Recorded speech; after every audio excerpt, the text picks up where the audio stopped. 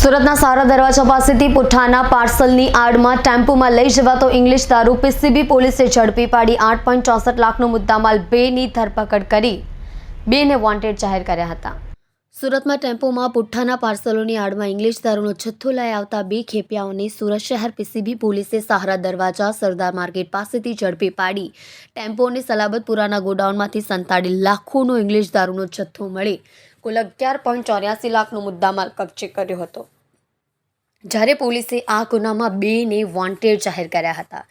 Police સૂત્રો દ્વારા મળતી માહિતી અનુસાર પીસીબીના સ્ટાફે સહારા દરવાજા સરદાર પેલેસ માર્કેટના રોડ ટાટા ટેમ્પો આવતા તેને અટકાવી તેમાં તલાશી લેતા પુઠ્ઠાના પાર્સલોની આડમાં સંતાડેલ ₹2.24 લાખના ઇંગ્લિશ દારૂની બોટલો મળી આવી હતી। પોલીસે ટેમ્પોમાં સવાર મનોહર જયકિશન બિશ્નોઈ અને શ્રીરામ વિરધારામ બિશ્નોઈને ઝડપી પાડી ટેમ્પોને ઇંગ્લિશ દારૂનો જથ્થો તેમજ મોબાઈલ ફોન મળી ₹5,44,640નો મુદ્દામાલ કબજે કર્યો હતો। પીસીબી પોલીસે બંને આરોપીઓની પૂછપરછ કરતા તેમણે અગાઉ પણ ઇંગ્લિશ દારૂનો જથ્થો સુરત ખાતે લાવ્યા હોવાની કબૂલાત કરી હતી અને તે સલાબતપુરા મોરચા હોટલની પાસે આવેલ મહાત્મા વાડીમાં ગ્રાઉન્ડ ફ્લોરના ગોડાઉનમાં સંતાડી રાખ્યો હોવાનું જણાવતા પોલીસે ગોડાઉનમાંથી વધુ ₹6,39,390નો ઇંગ્લિશ દારૂ કબજે કર્યો હતો। જ્યારે પોલીસે બંને મળીને કુલ 11.84 લાખનો મુદ્દામાલ કબજે કર્યો હતો।